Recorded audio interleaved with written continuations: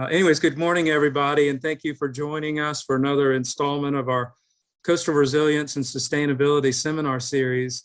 And hopefully you're getting a sense of just how broad and deep the topics are within this umbrella of coastal resilience and sustainability. So really excited to introduce George and hear his seminar in a moment. But of course, I want to put in a plug for next Friday's seminar. That's Friday, March 4th, and the presentation will be by Helena Mitasova, who's a professor in the Department of Marine, Earth, and Atmospheric Sciences at NC State, and also a member of the geospatial faculty group. And the title of her presentation will be Dynamic Coastal Topography Shaped by Nature and Humans. And so with that, I'd like to introduce our speaker today, George Bonner.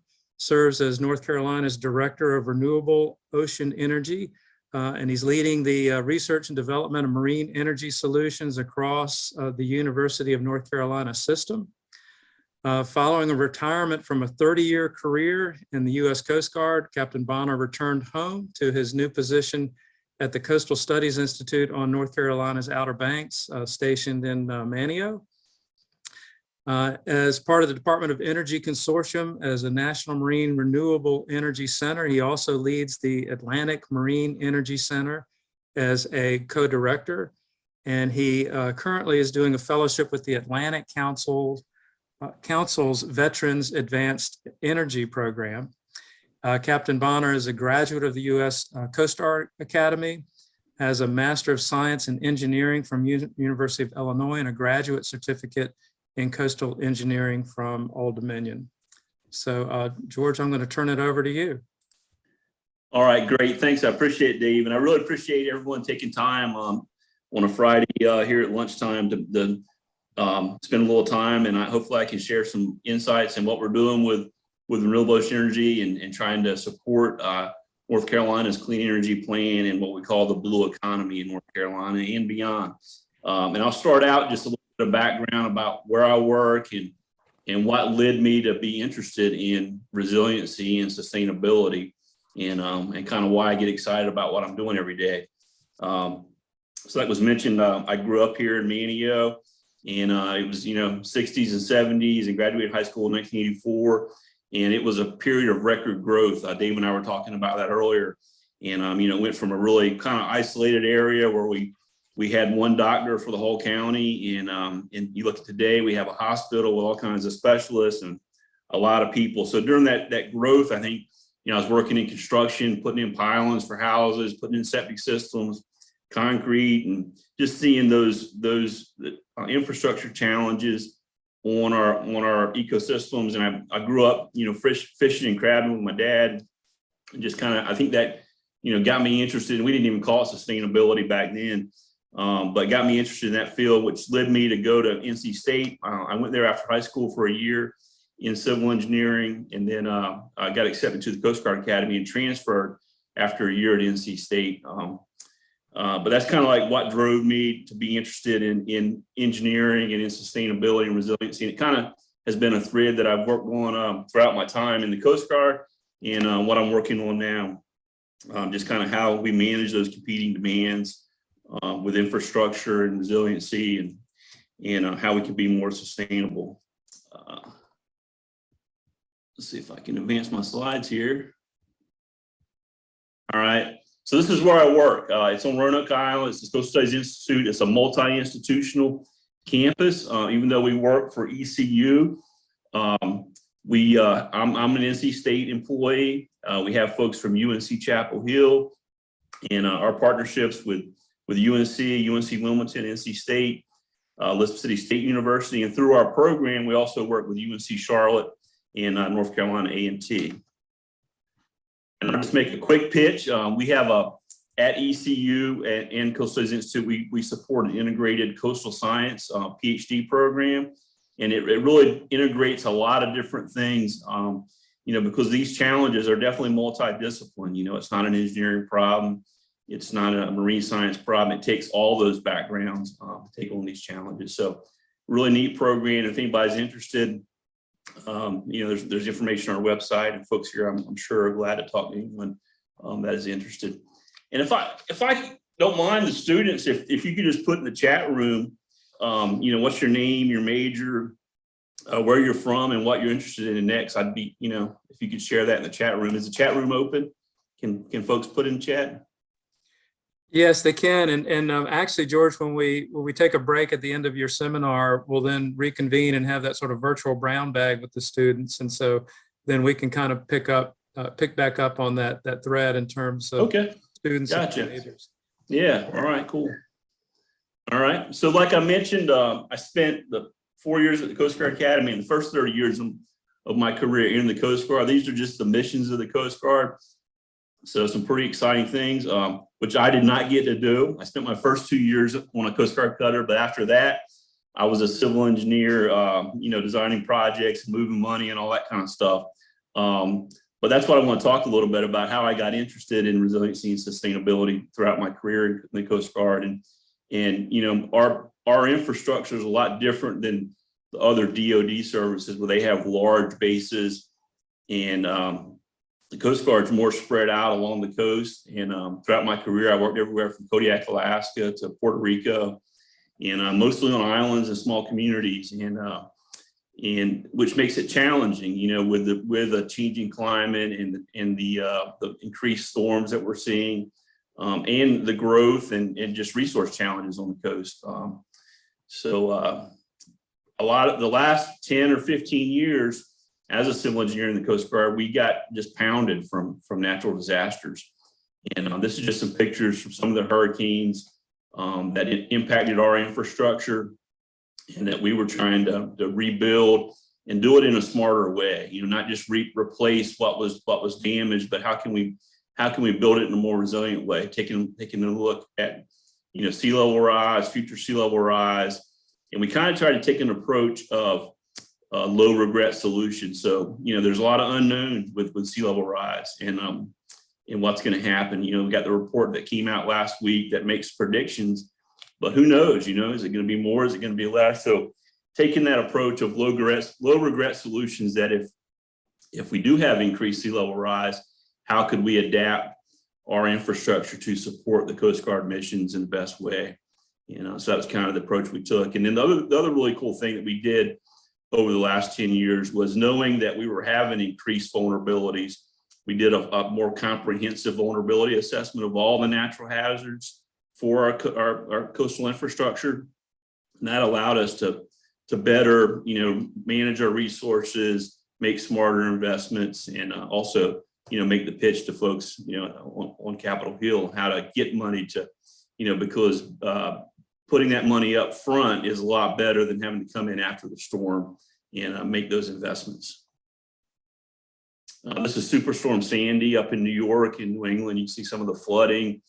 Picture on the right, it's like Sandy Hook, New Jersey. You can see the water line that just flooded the Coast Guard station.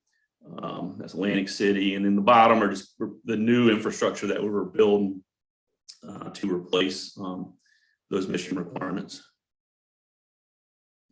And it wasn't just hurricanes. This is recurring flooding up in Nantucket, off the New England coast, island there. And the picture up at the right is just the first floor of that Coast Guard station that's on the left, just full of water. That's me flying up there after the storm, because it really got pounded. And it's right next to John Kerry owns the house right next to it. So it's kind of a high-end area up there in Nantucket. But so like I said, it's just not just hurricanes, it's other storms that were impacting our missions, and how could we make smarter investments moving forward. And the last couple of years I was in the Coast Guard, I got pulled into an effort that was led by the White House National Security Council on, like, hey, how can we better prepare for sea level rise and make our communities more resilient? And so ODU led this effort, but it was really bringing together all the federal, state, local governments. We started out kind of this whole of government, but then it evolved into a whole of community approach, because that's what it takes. We're all in it together, and the water doesn't know, municipal boundaries. And this is a big deal for the military, the Coast Guard, and the Navy. It's the Navy's largest naval port there in Norfolk. So how can we work together as a whole community to better manage that? And I think it was a really good effort over a couple of years to really get folks on the same page, because not everybody was on the same page before that, and recognize the problems and how we can work together moving forward.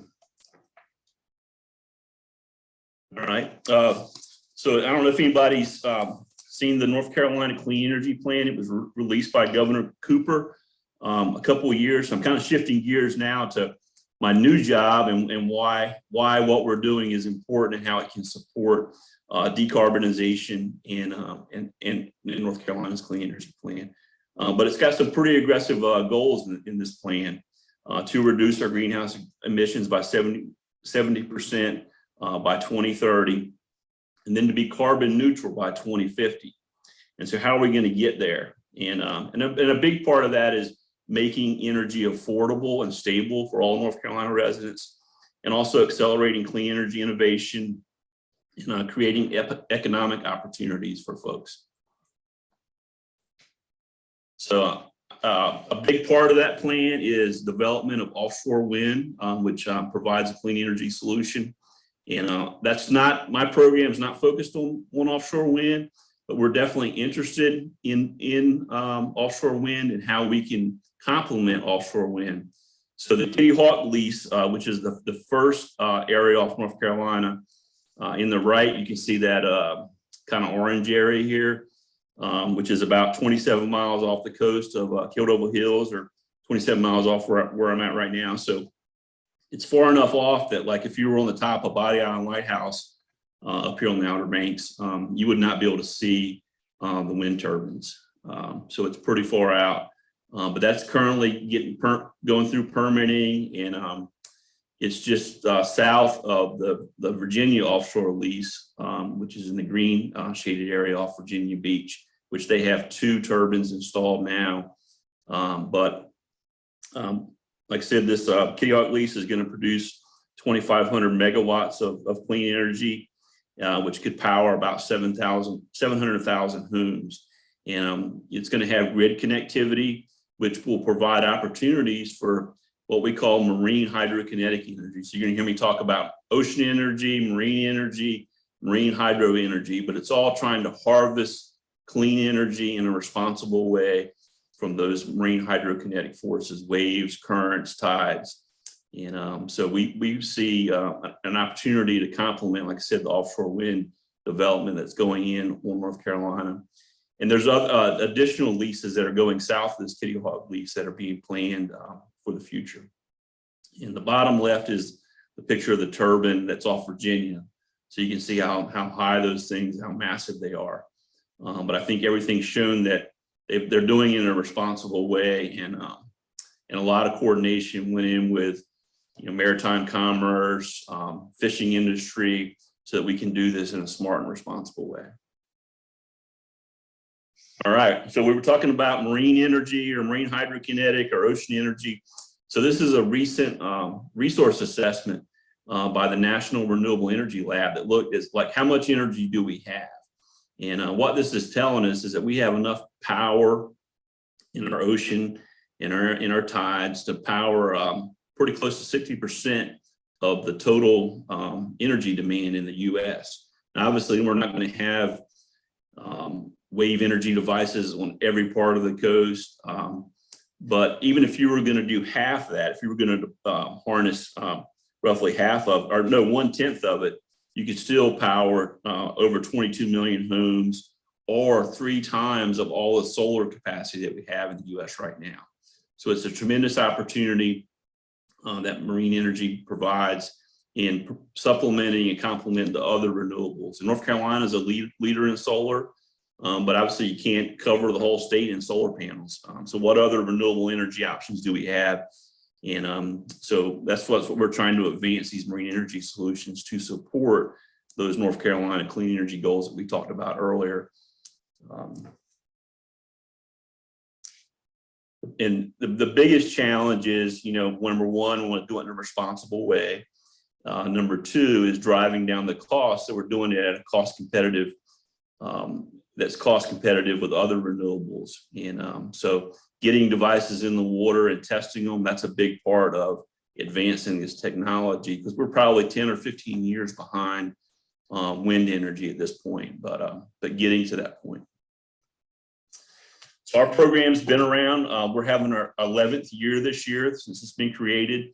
It's a partnership between the Coastal Studies Institute, which is where I work, and my position's at NC State, but we work with the colleges of engineering at NC State, UNC Charlotte, North Carolina A&T, and through the state funding, we're able to leverage that funding to get other funding from Department of Energy, DOD, and other funding agencies to expand our research in this area. So, like I mentioned, the technologies are not at the point where we're at grid scale yet, but what other areas does it make sense that we can provide clean energy solutions for other things that need electrical power?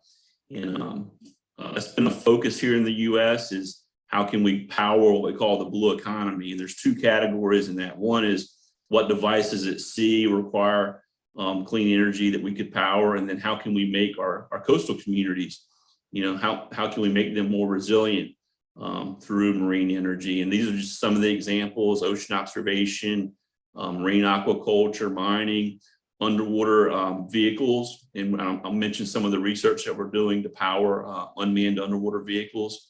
And then desalination of water. We obviously have critical water shortages in many parts of the world, and providing safe, clean drinking water can be very expensive, especially through reverse osmosis. So how can marine energy possibly provide lower cost energy to power reverse osmosis and provide clean energy? And I'll mention some of the leadership that we have in our state and in our program in that area.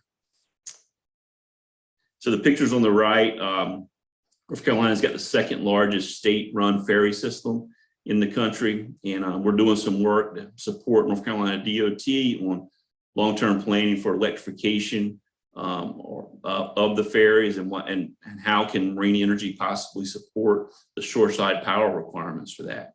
The picture on the middle right, that's an example of a wave-powered desalination device developed by a team from NC State and UNC Charlotte being tested. We tested it at Jeanette's Pier here a couple of years ago.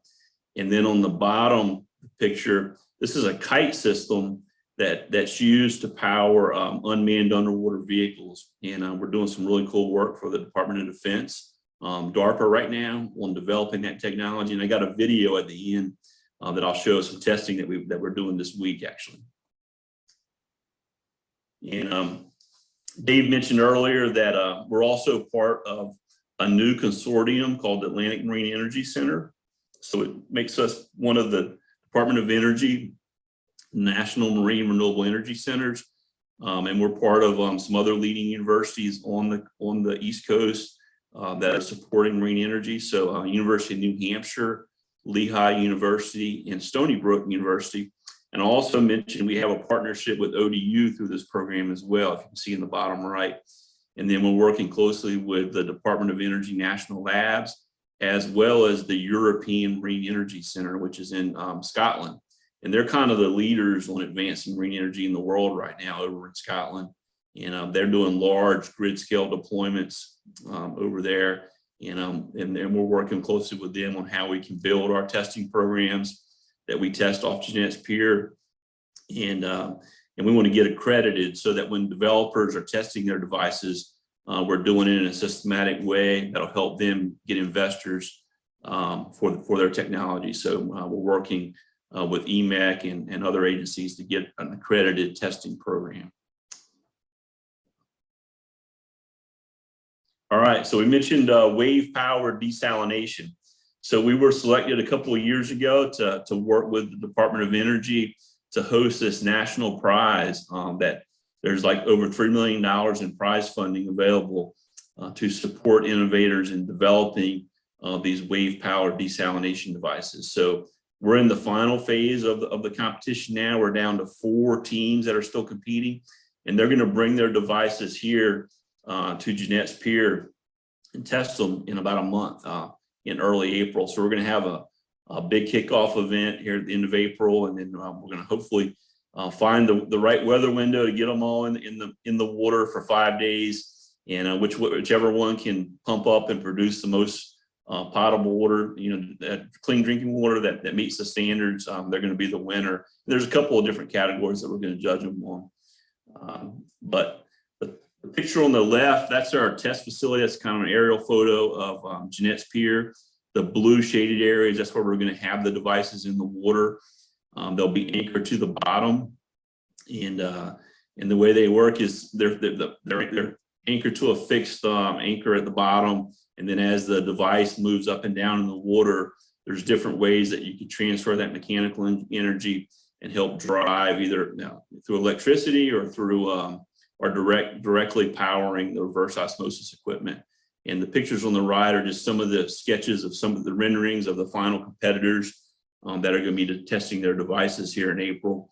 And then the picture in the bottom left, that's a test article of a device that the National Renewable Energy Lab built that we tested a couple of weeks ago at Jeanette's Pier. So we got it in the water and ran their device, and they wanted to run theirs, earlier just to make sure it would work. And then all the other competitors are going to be here in a couple of weeks. But we're hoping to get the NREL device in the water for a longer period. We only had it in there for 24 hours, but we're hoping to run it for a longer period through, under different wave conditions to see how it works. Probably hopefully in July. So yeah, and if you just do a search for Waves to Water, you can get more information. And if anybody, we're going to have in-person events and opportunity to see the devices, talk to the developers and the teams. So it's going to be a great opportunity the first week of April. Another really cool project that we're working on is, and it's more comprehensive than just marine energy. But we're a regional partner for this Department of Energy program called the Energy Transitions Initiative Project. And this is focused on how can we help provide clean energy and more resilient energy solutions for coastal communities and island communities. And I grew up here, like I said, on Roanoke Island, and I lived on a lot of islands throughout my time in the Coast Guard. And we're the first ones to lose power when something happens, and the last ones to get the power back on. And then a lot of islands, are remote locations like in Alaska or even in the Caribbean, like they still have major energy challenges in Puerto Rico and the Virgin Islands. But then it's providing, affordable power too. So we just started this program a year ago, and we're one of 6 community-based partners. There's 2 in Alaska.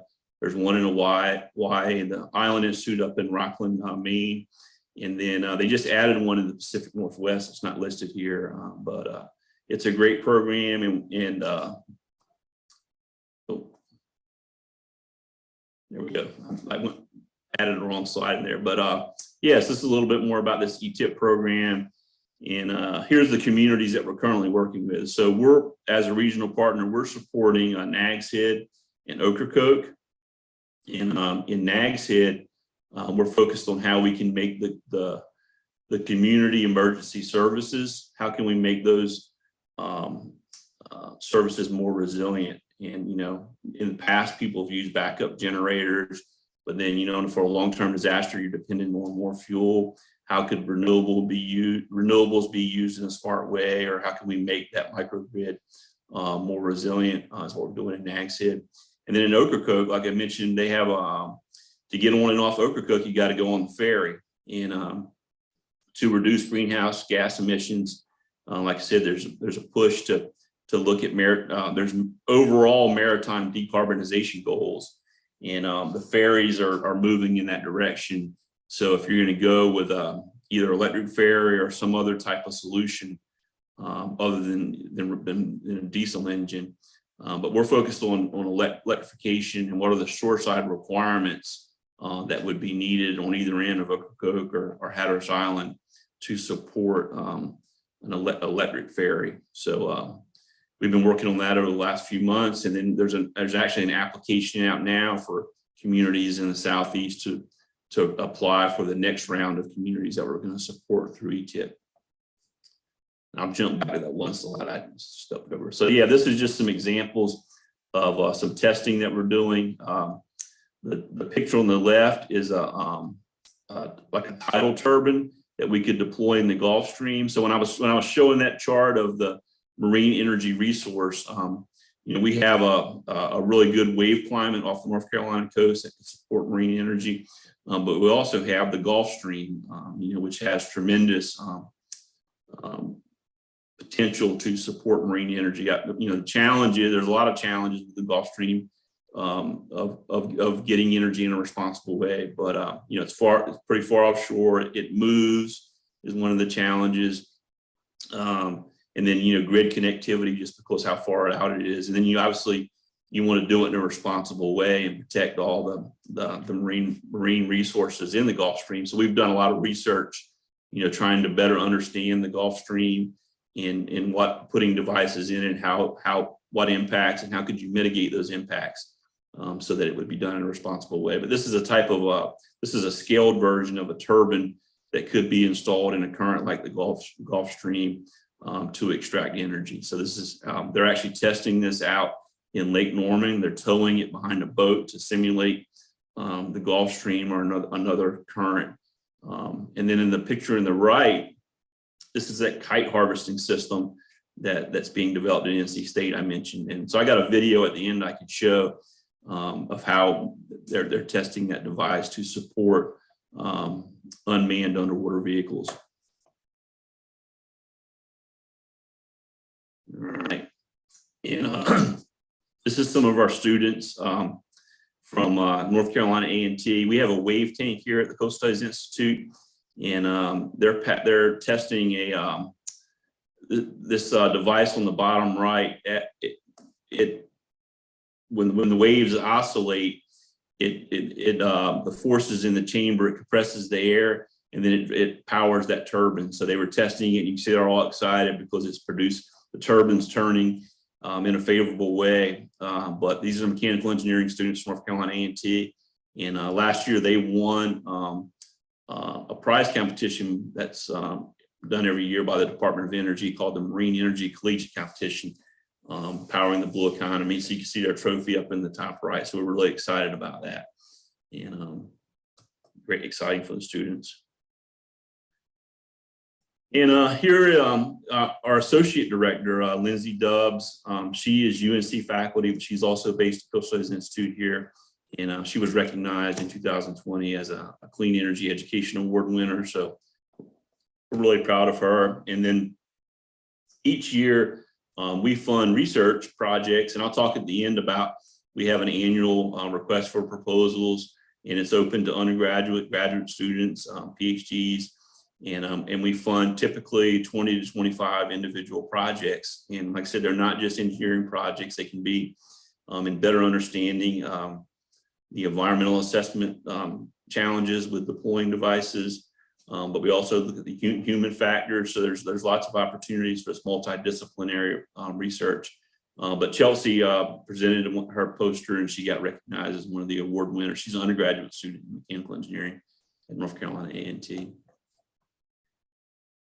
We have an annual Clean Energy Challenge where we engage with high school and middle school students, and it's focused on wind energy and marine energy. So it's a nationwide, the Kid Wind is a nationwide competition, but we've added the marine energy aspect to it. So we're really excited about, building that next generation of innovators. And it's a great way for us to engage with kids and teach them about how you can use marine hydrokinetic energy to support clean energy. I thought I had some more slides, but I must have not copied the right ones. Sorry about that. But I did have some other things I was going to talk about.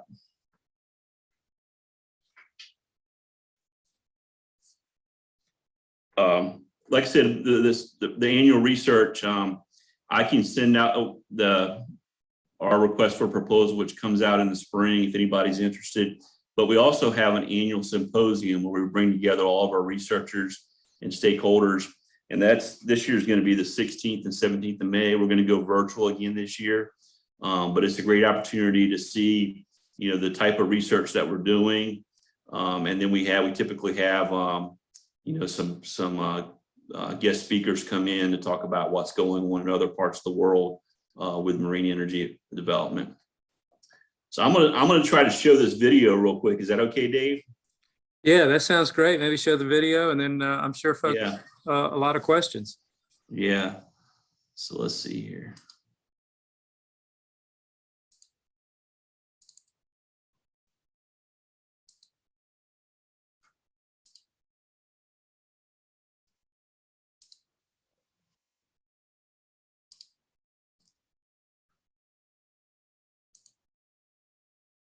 All right, do you got the YouTube thing now going? Yeah, maybe you can go to the right-hand corner and do full screen. Yeah.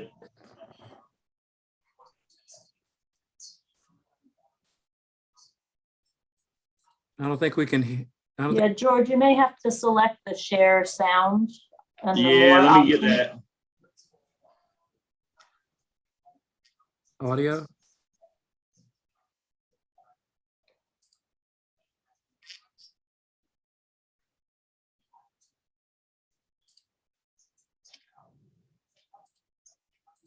George, maybe it was under the audio heading on that menu. Okay, let me go back.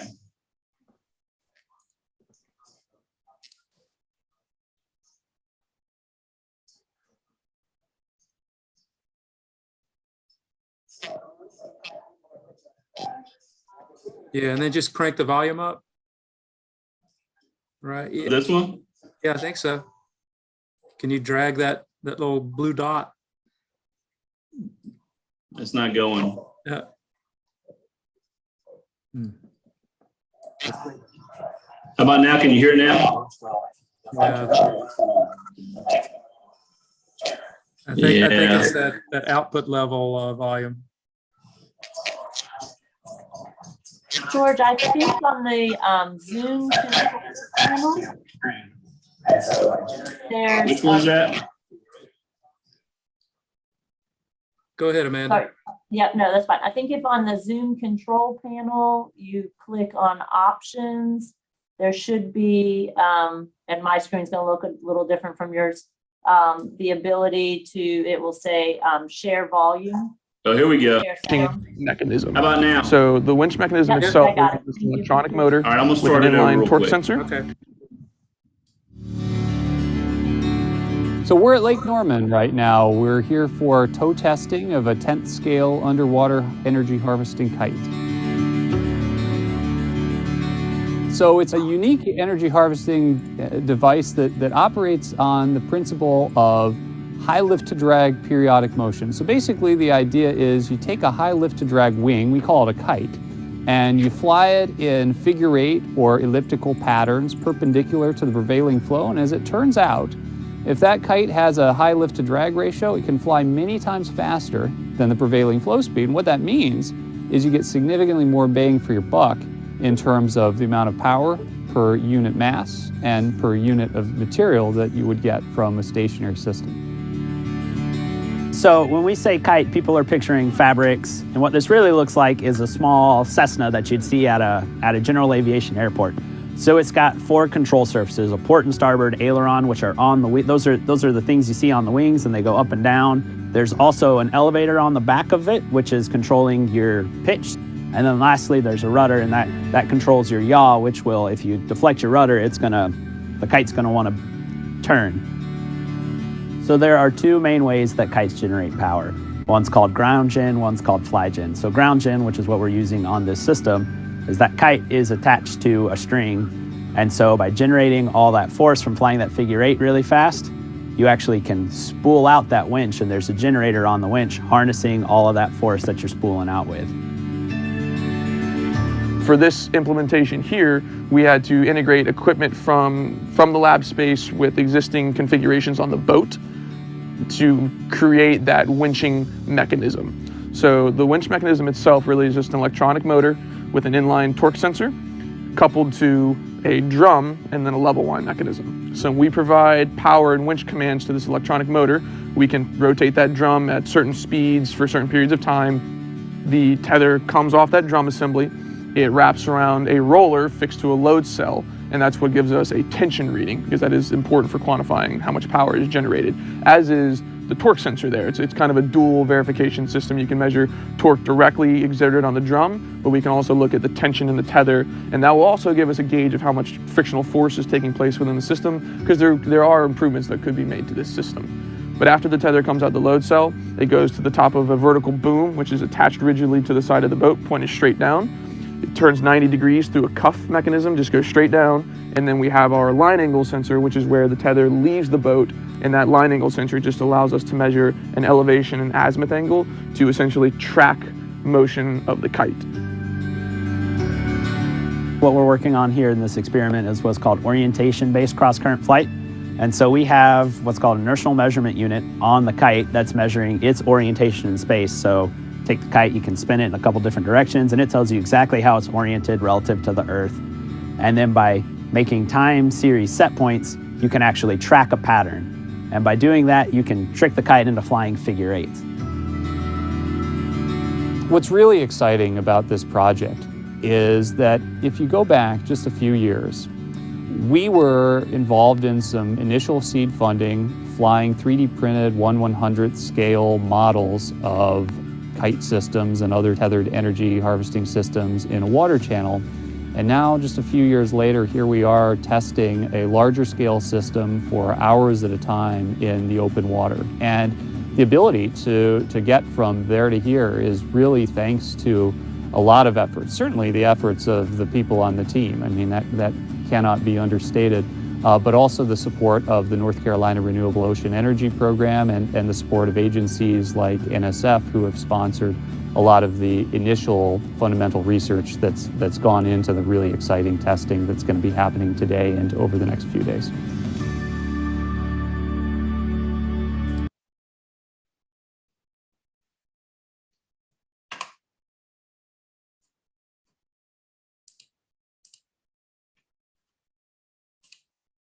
All right, you guys can hear it okay? Yeah.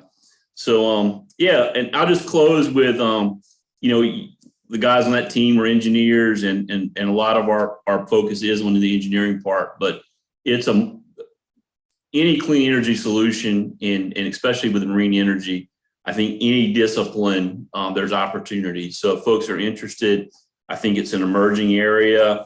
I get people looking for people to apply to companies all the time. And so if it's something you're interested in, let me know. There, like I said, there's opportunities for research, and then for these companies that are emerging, that are advancing different technologies. And it's not like wind, where we've narrowed in on like, this is what a wind turbine is going to look like.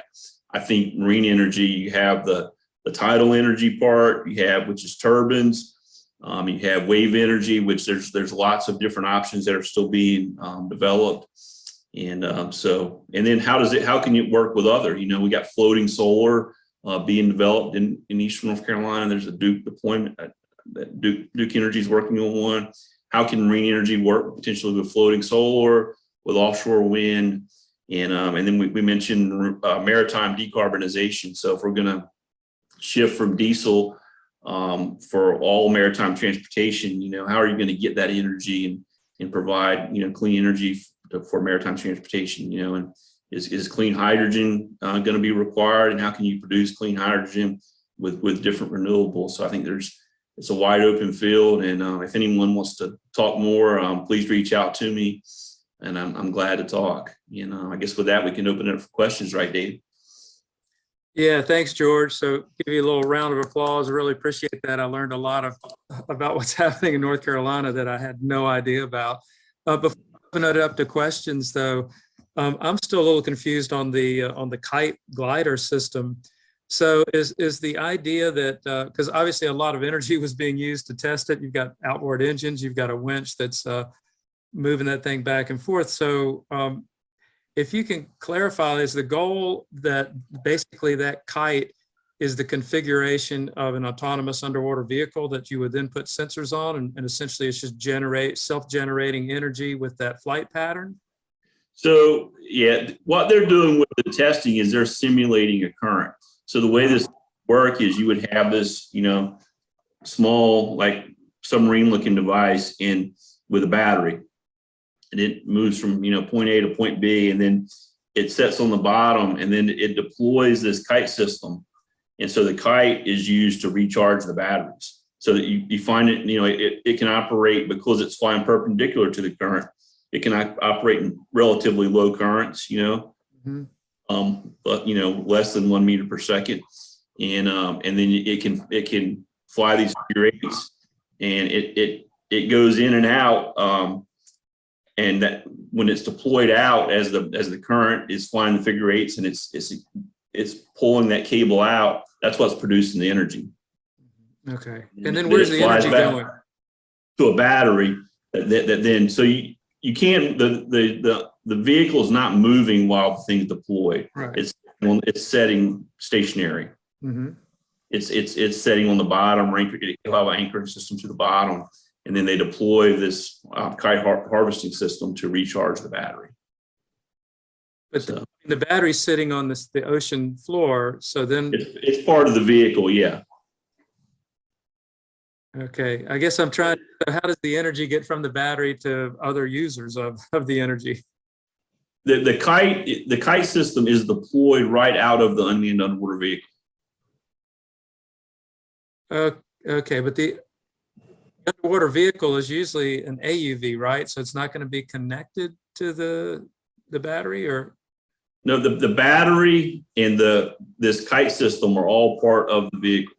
Oh, okay, so it's all part of the AUV. Yeah. Okay, got it. Yeah. Okay, So I think state got, several $1 million through DARPA to fund this. So they're going to test it in the ocean. They were in Lake Norman this week for this video. That's what you saw was from a couple of days ago, and they're going to test it in the open ocean this summer. And then the next step would be able to integrate it with the unmanned underwater vehicle. Okay, great, thank you. So Yeah. let's open it up to questions. You can raise your hand, you can make a comment or ask your question in the chat.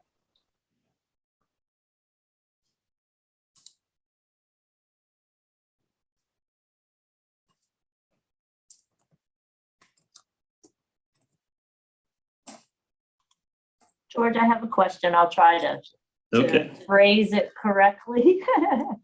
So you mentioned the alternative energy sources, if I heard you right, potentially covering up to 60% of energy needs. Is that current energy needs or projected future? And the reason I asked that question, I had a light bulb moment kind of this last week of the state of New York is projecting 300 million new electric cars on the streets. And I'm like, they need energy for those electric cars. So is that 60% current? I think it was looking at current demand, Okay. U.S. demand. Yeah. So obviously if you look, the demand for energy is going up. So, yeah. Yeah, that's one of my, so yeah, I'll be curious, I guess, to see, right, how much we can fulfill that new, and the other new proposal, right, is all home appliances. So heat pumps and gas stoves will be a thing of the past. So, right, the new demand and ways to meet that new increase. Yep.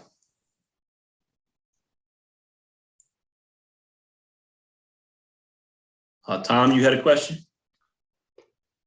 Yeah, couldn't resist. With the offshore wind, especially, have you guys started looking at any of the other like ecological or recreational economic co-benefits? So a lot of the emphasis is avoiding use conflicts and things offshore, but there might actually be some benefits. Some economists have looked at sport and recreational fishing in particular, if those can be co-located. Just curious if you kind of have grown, beyond the production basic technology development into any of that area. So Yeah, I mean, there's a lot of work in Europe looking at co-located marine energy with offshore wind. But obviously there's only been several grid scale deployments in the US. There's the Verdant Energy deployed some tidal turbines up in the East River in New York. And then there's also some tidal turbines that have been deployed up in Alaska that were powering a village up in Alaska. But I think, getting devices in the water is obviously can show us, if there are other impacts. Where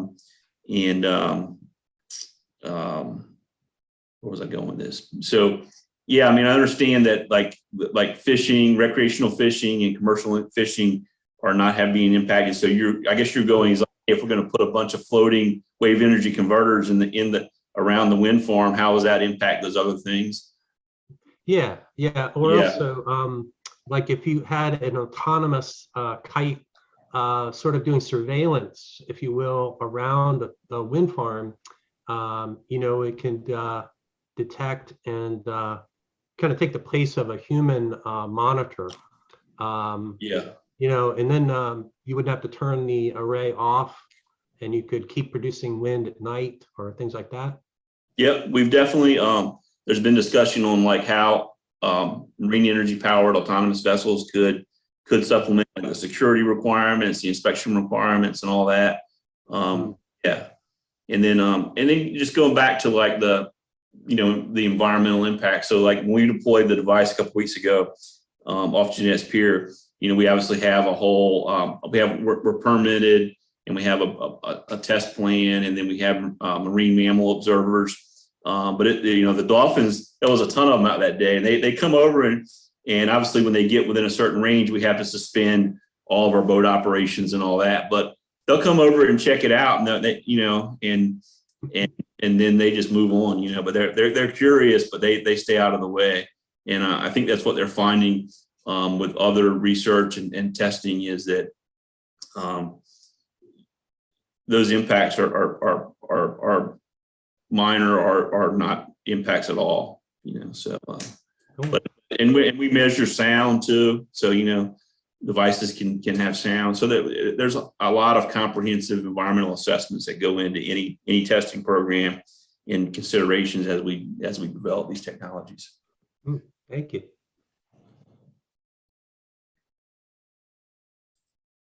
Tom, I know there's been a lot of work done in the North Sea with respect to the fishery benefits of their wind turbines. So, a lot of mussel farms associated with those turbines, as well as some commercial and recreational fin fisheries.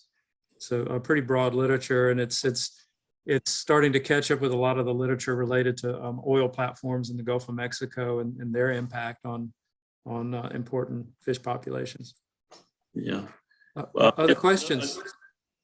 Another big benefit for us will be, as the offshore wind, is being developed off the East Coast, there's a whole supply chain being developed, and there's a workforce development, aspect for all the vessels that are required, the different training specialties that are required to build and to maintain offshore wind will benefit marine energy, because a lot of those same trades could be applied, with deploying and maintaining marine energy developments.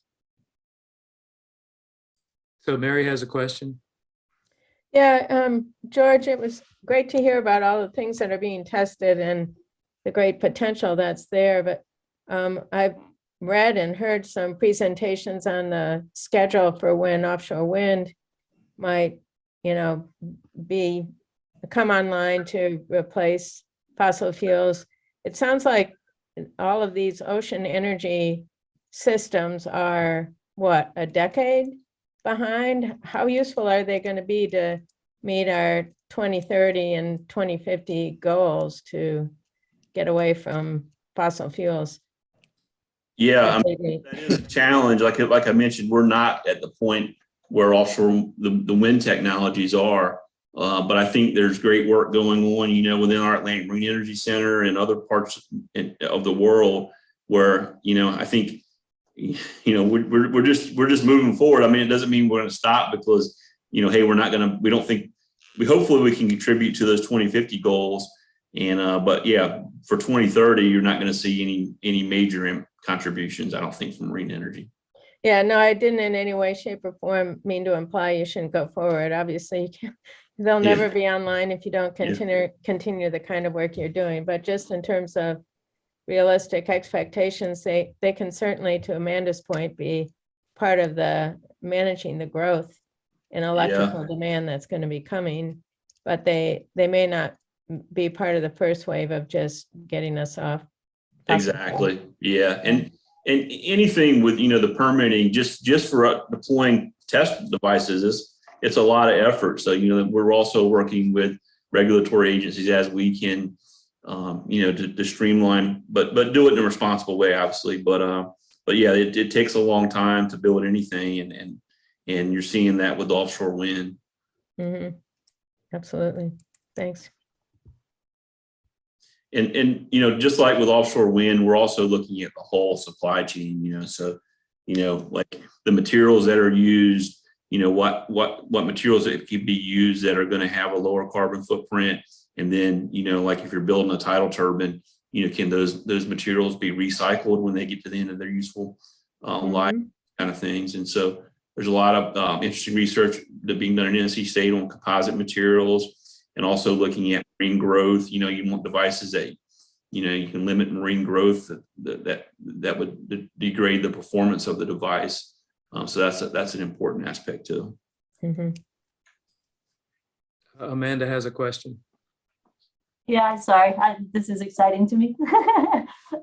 So George, do you, with kind of emerging technologies that you're seeing or foresee coming, is there a greater ratio of nearshore or offshore projects? So of course, right, wind is offshore, and with some of these projects, the sight line is important to people, but just thinking like the desalination testing that's taking place currently, do you foresee more nearshore, offshore, a mix? I think that the answer, just like with wind, you saw smaller turbines that were developed, and as you work through like the challenges of and narrow in on solutions that are cost effective and they perform in different conditions before you go larger scale. So I think our focus is really on that, like I said, the blue economy, the smaller scale devices, powering things like ocean observations or underwater vehicles or desal. I think focusing on those things, getting more devices so we can get smarter to move towards grid scale developments. But then there's also, like a need for microgrid, these smaller scale microgrids too. So, There is.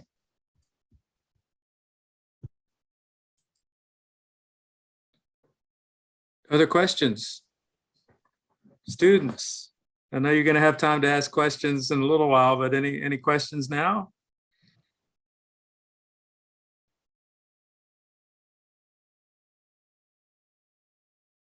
When I say the blue economy, is that a term you guys hear? And are people using do you hear the blue economy at all? Because I think it goes beyond just marine energy. I'd just be curious if anybody had heard that term before.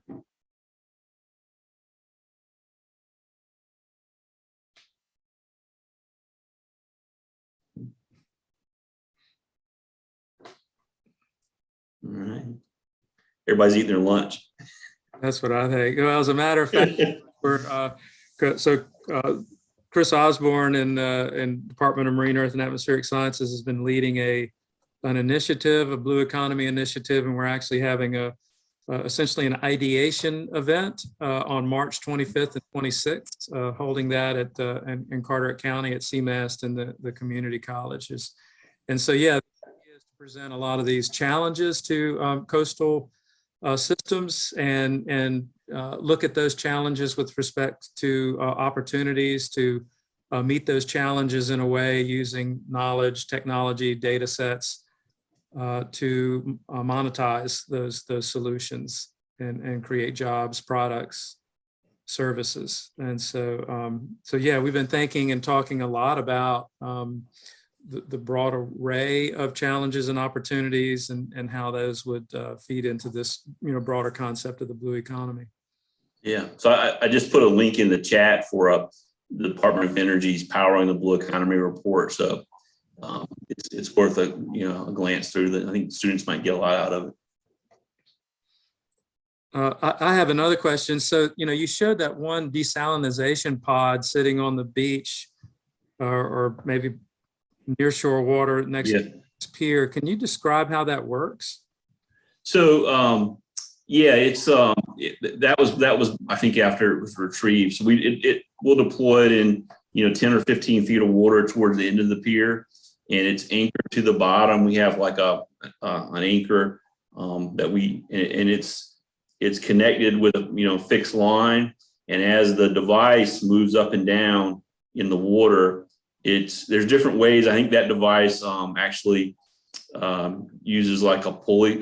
It goes through a sheave, which rotates, and then they use that mechanical energy to recharge a battery, and that power is used to power the reverse osmosis system. Okay, so just pumping water in, and it's basically going through that RO system, and then how does it?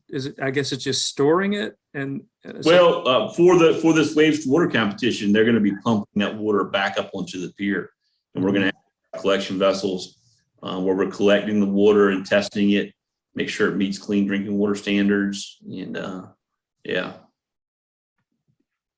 let's see, I was going to add a little footnote on the blue economy. I mean, literally like the last year, it's starting to get a buzz. And I was writing a report for Hampton Roads, and we wanted to quantify how important is the blue economy and what is it in Hampton Roads. And it comes out to be, like 1/4 of the state's GDP is dependent on the ocean. And, tourism is the largest factor. You can imagine defense and maritime ports. So it's water dependent, water adjacent, and then natural resources. That's a really cool stuff to see how interdependent the parts of the economy are on the ocean, and the powering that. It's like this is really cool. So thanks, George and Dave, for sponsoring this. Yeah, thanks, Tom, for sharing that. And with that, that was a good way to end it, Tom. So we're out of time, and so I'd like to thank George one more time. So really appreciate that again.